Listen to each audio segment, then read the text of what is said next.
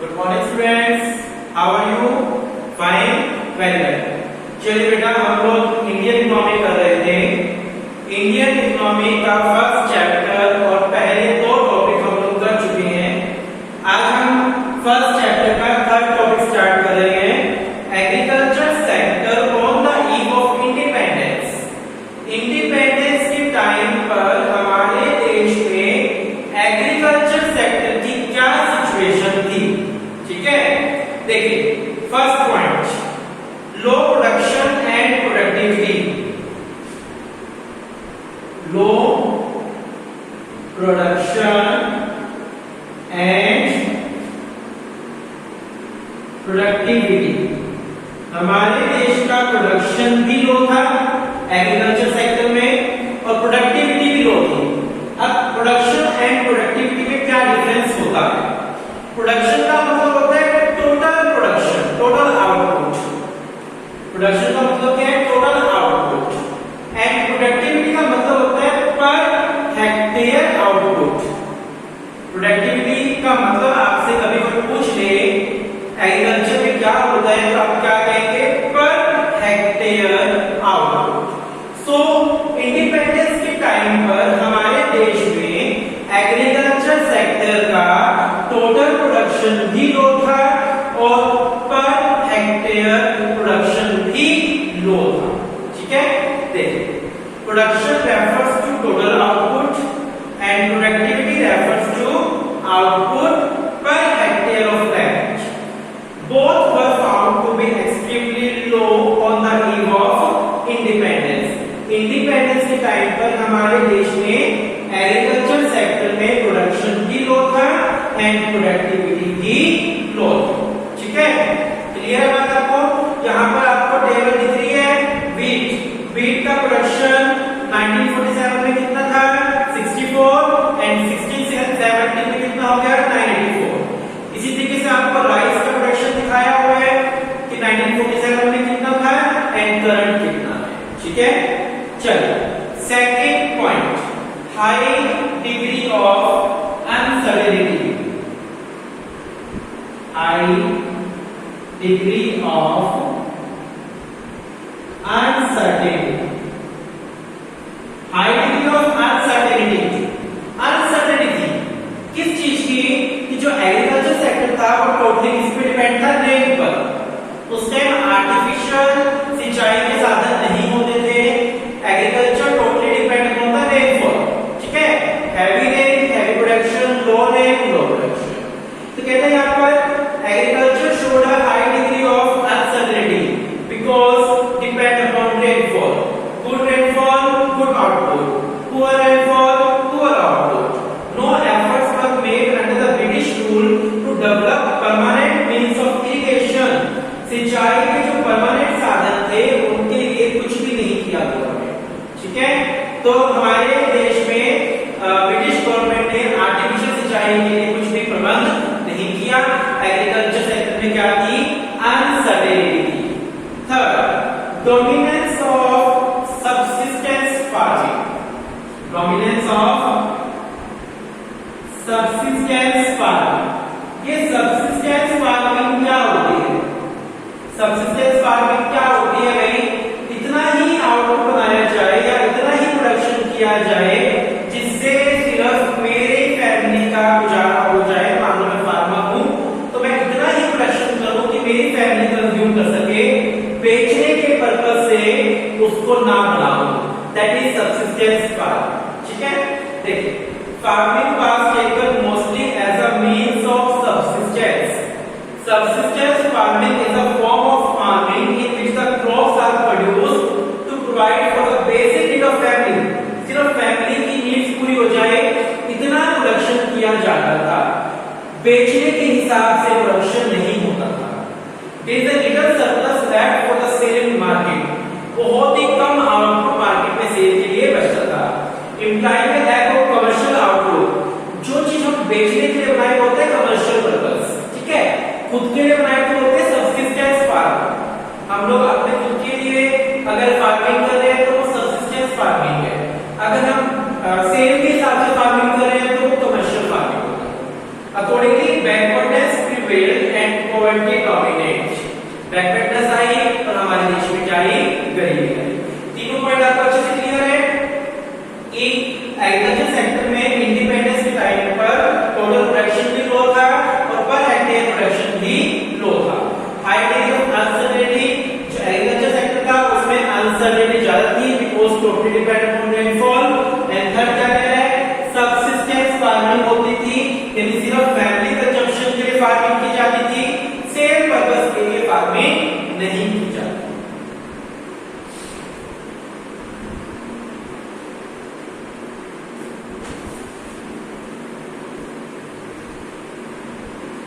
Fourth point, gulf between owners of soil and tillers. Fourth point है gulf between owners and tillers. ये point आप पढ़ चुके हैं। owners कौन होते हैं, जमींदार लोग जो जमीन के मालिक होते हैं, और tillers कौन है, फार्मर्स जो एक्चुअल में कल्टीवेशंस कर रहे हैं। तो इन दोनों के बीच में क्या रहता था, झगड़ा था। Gulf agriculture during the British Raj was satisfied by the gulf between owner of soil and tillers of soil. While the owners shared the output, they hardly shared the cost of production. They were merely interested in maximizing their rental income. The tillers of the soil were merely given enough for subsistence. जो जमींदार लोग थे, जो owners थे, वो farmers को इतना ही output देते थे जिनसे सिर्फ उनका गुजारा हो सके। उनका जो ओनर्स थे जो वो अपने बेनिफिट के लिए ज्यादा काम करते थे, और जो टिलर्स थे उनका शोषण करते थे, एक्सप्लॉयटेशन करते थे, उनको कम से कम उनका रिवार्ड देकर, आउटपुट देकर। So there is a gulf between owners and tillers. ठीक है। Fifth point, small and fragmented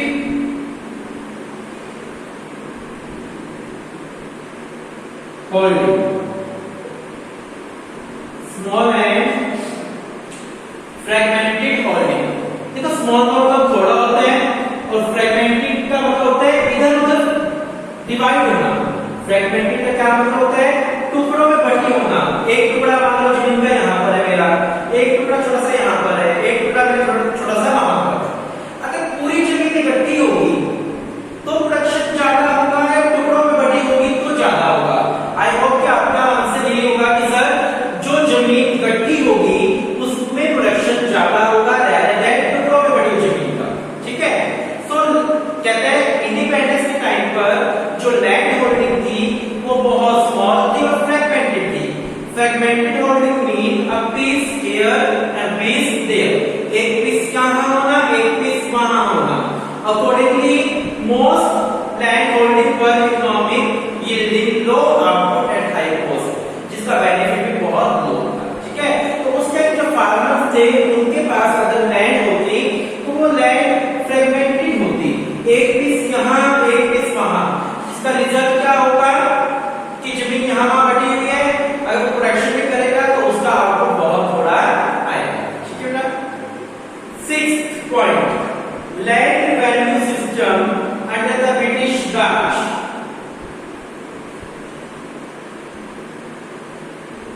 Land revenue system under British Raj। Land revenue system under British Raj, ये पढ़ा पढ़ चुके हो, अगेन दोबारा रिपीट करें। Land revenue system कैसा था कि it set up a triangular relationship among the government, the owner and dealer। एक triangular relationship था इनके बीच में, owners, dealers and government। This was popularly known as zamindari system. इसको जमींदार सिस्टम बोलते हैं।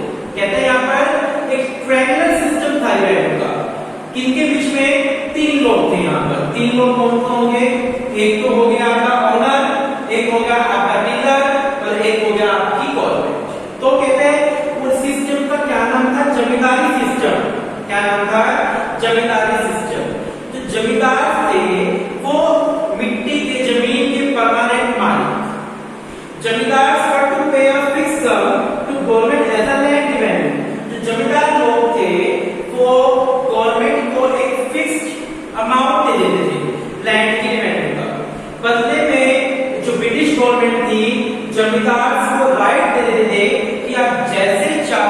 कैसे फार्मर्स का शोषण कर सकते हैं, एक्सप्लॉइटेशन कर सकते हैं। The implication of the land value system was alarming for the farmer and the farmer। ठीक है, तो वो सिस्टम क्या था? जमींदारी सिस्टम था। क्या था? जमींदारी सिस्टम, जहां जमींदार लोग रेवेन्यू, लैंड की रेवेन्यू का एक अच्छा पार्ट गवर्नमेंट को देकर, मतलब गवर्नमेंट से राइट पा लेते थे कि वो जैसे चाहे वैसे टिलर्स को एक्सपोर्ट कर सकते हैं, उनको उतना बेच दे सकते हैं। ठीक है बेटा, तीन पॉइंट ये है यहाँ पर कि ओनर्स एंड टिलर्स में गर्ल्स रहता था, क्योंकि ओनर्स जो थे वो टिलर्स का शोषण करते थे, एक्सप्लॉइटेशन करते थे। जो लैंड होल्डिंग थी वो स्मॉल थी और फ्रैगमेंटेड थी, टुकड़ों में बटी हुई होती थी, जिसके कारण बहुत ज्यादा आउटपुट नहीं निकलते आता था। और उस टाइम पर जमींदारी सिस्टम था। कौन सा सिस्टम था? जमींदारी सिस्टम। तीनों पॉइंट क्लियर है? मैं रब कर रहा हूं इन पॉइंट्स को।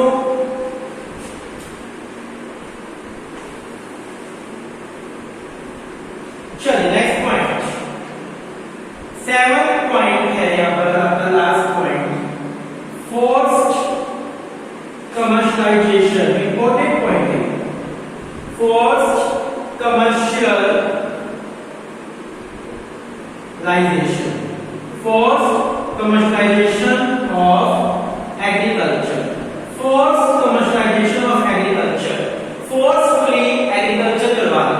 पढ़िए इस पॉइंट को बहुत अच्छा पढ़िए। Commercialization of agriculture refer to shift from cultivation of for self consumption to cultivation for the market. Commercialization का मतलब क्या है कि सेल्फ कंजम्पशन से शिफ्ट कर देना फार्मर्स को किसकी तरफ, कि वो गुड्स बनाए जिनको कमर्शियल किया जा सके, बेचा जा सके। Commercialization of agriculture refers to shift from cultivation for self-consumption to cultivation for the market. Farmers को forcefully इंडिगो नाम का एक पौधा, जिसको हम लोग नील का पौधा बोलते हैं, नील सुना होगा आपने, नील का पौधा, इंडिगो नाम का एक पौधा होता है, उसकी एग्रीकल्चर करने के लिए फोर्सफुली फोर्स किया गया। Farmers were forced to shift to commercial crop indigo in particular from the conventional subsistence crop. उनको फोर्स किया गया, ब्रिटिश गवर्नमेंट ने फार्मर्स को फोर्स किया कि आप राइस नहीं उगाओगे, आप व्हीट नहीं उगाओगे, आप गवर्नमेंट के लिए इंडिगो उगाओगे, इंडिगो के लिए काम करोगे। ठीक है, इंडिगो इज अ पौधा ऑफ नील। ठीक है, Indigo was required by the textile industry in Britain for डेइंग the bleaching of textile, कपड़ों को रंगने में काम आता था वो। ठीक है, तो the farmers were either dude या force to accept advance payment for the cultivation of indigo. It exposed the subsistence farmer to uncertainty of the market. Farmers को advance दे दिया था forcefully, कि तू advance पकड़, farmer है उसको forcefully advance बढ़ा दिया। अब उसको advance देकर बदले में उसे indigo के लिए काम करवाया जाने लगा। यानी जो farmers थे उनको forcefully commercialization कर दिया, और किस चीज के लिए? indigo के। ठीक है, आगे का सवाल आपको briefly on the eve of independence. So आपने क्या पढ़ा है? इंडिपेंडेंस के टाइम पर क्या-क्या हमारे एग्रीकल्चर सेक्टर की सिचुएशन थी? आप लोगों ने 7 पॉइंट पढ़े। Low production productivity, high degree of uncertainty थी, सबसिस्टेंस फार्मिंग होती थी, ओनर्स एंड डीलर्स के बीच डॉग होता था, फ्रैगमेंटेड पोस्ट मॉल थी, होल्डिंग फ्रैगमेंटेड होल्डिंग थी, जमींदारी सिस्टम था वहां पर रेवेन्यू का, और फार्मर से फोर्सफुली कमर्शियलाइजेशन करवाया गया।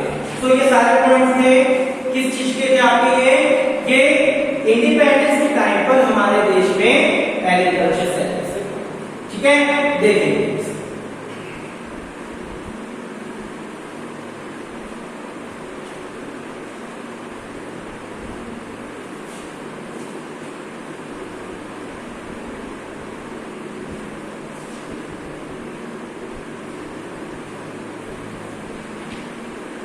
चलिए बेटा, यहां पर आपको मेरे पास बुक में पेज नंबर 8, यहां पर आपको ब्लू बॉक्स में कुछ दिया है। इनडेप्थनेस ऑफ द टिलर, ये देखिए यहां पर in-depth indebtedness of the tillers of the soil and conscious consumption of the pollen. क्या मतलब है इसका? During the British rule, while tillers of the soil confronted absolute poverty and accepted indebtedness as a way of life, the owners of soil indulged in conspicuous consumption. क्या कहते हैं? इसका मतलब इस पूरे पॉइंट का निचोड़ क्या है? इस पूरे पॉइंट का कहने का मतलब क्या है? कि उस टाइम के फार्मर्स बहुत गरीब होते थे। फार्मर्स गरीब होते थे, उनको जो वेज मिलता था उस वेज से उनकी फैमिली का कंजम्पशन नहीं हो पाता था। फिर वो लोग क्या करते थे? जमींदारों से लोन लेते थे। लोन को हिंदी में ऋण बोलते हैं। लोन लेते थे। लोन लेने के बदले में जो जमींदार लोग थे वो फार्मर्स का एक्सप्लॉयटेशन करते थे, उनसे जैसा चाहे वैसा काम करवाना, जो चाहे वो फार्मिंग करवाना। यानी इनडेप्टनेस का मतलब कर्जदार होना। जो टिलर्स थे वो जमींदार लोगों के कर्जदार थे, क्योंकि अपने जीवन जीने के लिए, लाइफ को स्पेंड करने के लिए उनको लोन लेना पड़ता था जमींदार लोग से, ठीक है? जिसके कारण जमींदार लोग उनका क्या करते थे? एक्सप्लॉयटेशन करते थे। नीचे बॉक्स में दिया हुआ है partition of the country and it's impact. Country का बंटवारा और उसका प्रभाव। The partition of the country had a negative impact on Indian agriculture. जो पार्टीशन हुआ हमारे देश का, उसका हमारे देश के एग्रीकल्चर पर नेगेटिव इम्पैक्ट हुआ। क्या हुआ? Negative impact. India got 82% of population and 65% of food grain area. India के हिस्से में जब हिंदुस्तान पाकिस्तान का बंटवारा हुआ था तो टोटल जनसंख्या का 82% इंडिया के हिस्से में आई जनसंख्या, और फूड ग्रेन 65%। यानी जनसंख्या ज्यादा आई और फूड ग्रेन उसके हिसाब से कम आई, ठीक है? टोटल जनसंख्या का 82% इंडिया के हिस्से में आया, बाकी 80% पाकिस्तान के हिस्से में आया। लेकिन फूड ग्रेन का 65% इंडिया के हिस्से में आया, 35% पाकिस्तान के हिस्से में आया। Rich food producing area of West Punjab and Sindh went to Pakistan. जहां सबसे ज्यादा फूड का प्रोडक्शन होता था वेस्ट पंजाब में और सिंध के अंदर, वो पाकिस्तान के हिस्से में चला गया। They aggravated the food price in the country. So हमारे देश में फूड की क्या हो गई? शॉर्टेज हो गई जनसंख्या के हिसाब से। आई बात समझ? छोटे छोटे सारे कोर्स आपको करने हैं जो व्यू में बॉक्स दिए हुए हैं, क्योंकि इन बॉक्स में से भी बहुत सारे क्वेश्चंस एग्जाम के अंदर आते हैं, ठीक है बेटा? बताइए समझ। नेक्स्ट पेज पर दिया हुआ आपको बंगाल फेमाइन। फेमाइन का मतलब होता है अकाल पड़ना, भूखमरी आना। Famine in India during the British rule. Famine refers to widespread scarcity of food. भोजन की कमी होना, भूखमरी होना, स्टार्वेशन आना, ठीक है? दैट इज कॉल्ड फेमाइन, ठीक है? भूखमरी को बोलते हैं, अकाल को बोलते हैं famine. Throughout the period of British rule, most Indians always lived on the verge of starvation. British Raj में बहुत सी जनसंख्या इंडिया की भूखमरी को बियर कर रही थी, ठीक है? ब्रिटिश राज में इंडिया की बहुत सारी जनसंख्या क्या थी? स्टार्वेट थी, भूखमरी से बियर हो रही थी। From 1762 till 1943, 1760 से लेकर 1943 तक India was hit by terrible famine on a regular basis। 1760 से लेकर 1943 तक तो बहुत ज्यादा क्या है इंडिया के अंदर famine। The most significant among those was the Great Famine of Bengal। Bengal में सबसे ज्यादा भूखमरी आई 1769 से लेकर 70 तक, यानी एक साल में बंगाल में बहुत ज्यादा क्या आई? भूखमरी आई। तो उसको बंगाल famine के नाम से क्या कर दिया? फेमस हो गया। More than 85 million people died owing to repeated famine। 85 million, 85 million लोग मर गए famine के कारण। In contrast, there have been no famine related deaths since independence। Independence के बाद से भूखमरी से मौत नहीं हुई, ठीक है? अदर रीजन से पब्लिक मरी है, लेकिन भूखमरी के कारण इंडिया में डेथ नहीं हुई। कब? किसके कारण? फेमाइन के कारण। ठीक है, तो इंडिपेंडेंस के बाद इंडिया में भूखमरी नहीं आई, भूखमरी लोग नहीं मरे, लेकिन इंडिपेंडेंस से पहले ब्रिटिश गवर्नमेंट के अंदर बहुत सारे लोग जो थे वो भूखमरी से मर रहे थे। That is famine. ठीक है, तो हमने बंगाल फेमाइन पढ़ा। आपने आगे बात समझ अच्छे से आपको? चलिए आज हम इतना ही करते हैं, कल हम लोग इंडस्ट्रियल सेक्टर डिस्कस करेंगे। आज हमने एग्रीकल्चर सेक्टर डिस्कस किया इंडिपेंडेंस टाइम पर। इस तरीके से ही आपको पूरी इंडियन इकोनॉमी में मिलेगा